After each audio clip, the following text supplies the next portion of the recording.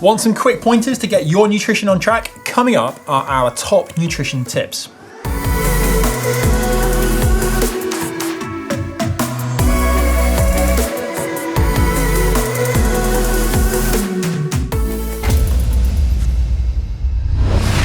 In this video, you'll see I'm using products from Enervit, and that's because they are our nutrition partner, but there are, of course, other products available.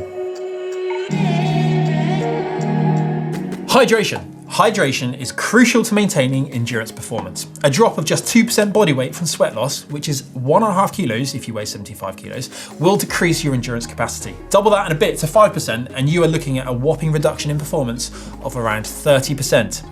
And I don't know anyone that can afford to neglect that sort of statistic. So, how should you hydrate? Well, in the hour before exercise, you should aim to consume around 500 ml of fluid, ideally containing some sort of electrolyte rather than water, as this is easier for your body to assimilate into the bloodstream for it to be transported to all of your organs and muscles. Something like one of these electro tabs in a bottle. Whilst on the bike, you should continue to aim for a minimum of 500 ml per hour, even in cold weather, as you are still generating heat and moisture is also being lost from breathing as the air is moistened as it enters your lungs and subsequently expelled as we exhale. You should also note that sweat rate and salt content of your sweat vary wildly from person to person, so there is a little trial and error in creating the correct hydration strategy. It is, however, just as important as training correctly or having your bike set up correctly too. And finally, you should rehydrate with the fluid close to room temperature after training. This is to avoid discomfort that could shock your stomach, especially with cold fluids. You should also go to bed while hydrated. And it has often been said over the years that unless you're waking up in the middle of the night for a wee, you're probably underhydrated. I do think that's a little extreme. I'd prefer a good night's sleep, but it is a guide to go on. Timing of nutrition. One of the best ways to ensure that you are optimally fueled is to eat your meals at the correct time. So around 3 hours before exercise, within 30 minutes after exercise, and then once every 2 to 3 hours between snacks and meals.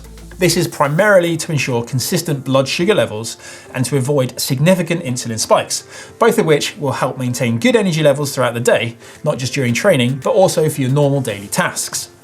Don't leave long gaps between top-ups. If you're out riding, you should look to consume sustenance every 20 minutes in the form of carbohydrate, something quick and easy, like any of these products here, or something that you've made at home to help prevent palate fatigue if undergoing a large volume of training. This is a great opportunity to come up with lots of different recipes. Personally, I always preferred mixing natural products and sports products when racing and training. Savory flapjacks, sandwiches, wraps, and energy gels. It's up to you to come up with something really good. Consistency of diet. There is no point in being good for 1 week of the month or 2 days of the week. To really benefit from a good nutrition program, you need to be consistent in your approach. You simply won't see the benefits after each and every single meal, but together, as part of a bigger picture, you will over time see the results and improvements that you're looking for. Changing a nutritional strategy can be a little bit like trying to turn an oil tanker. You may not notice the effect straight away, but over time, the inputs do add up, and sure enough, you can make positive changes. Don't obsess or punish eat. It's good to keep context around your diet. If you slip up one day, overindulge and pig out a little, don't worry. But also, be careful not to back that up with another bad day. One day, in the grand scheme of things, isn't too bad, and you can then use this as motivation to continue on a strong run of dedicated eating that will benefit your riding, rather than inhibit you. If you aren't sure of how much you are eating on a day and would like to learn a little more, keep a food diary for the next 7 days. Note the times a day that you eat, the quantity of food you eat, and how much you're drinking. Becoming mindful of the calorific content of a meal or a day in your life can be one of the most empowering approaches to a well thought out nutrition plan, but it can be quite surprising what you subconsciously are consuming already. Perhaps you undereat and find it hard to fuel those tough workouts. Don't create an unhealthy emotional attachment to food. It is good to understand the value of what you're eating and separate that away from how it makes you feel whilst or after you're eating it. If you thought of eating as going to the petrol station, you'd be much less inclined to overeat. As what happens when you overfill a car? It gets wasted, it spills over, and in the case of the human body, it's then stored as fat. Sports nutrition. Like all things in life, there is a time and a place for everything, and that includes purposefully designed performance-minded nutrition products. That doesn't mean to say that you should heavily rely on these products all the time, but it does mean that they have a place within your diet. These products have specifically been designed for ease of use and absorption.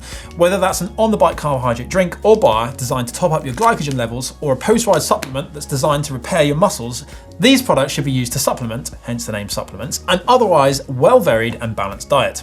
Have you ever kept a food diary? Do you have any nutritional surprises that you would like to share with us? Let us know down in the comments. Give this video a like or a thumbs up and click down there for more content.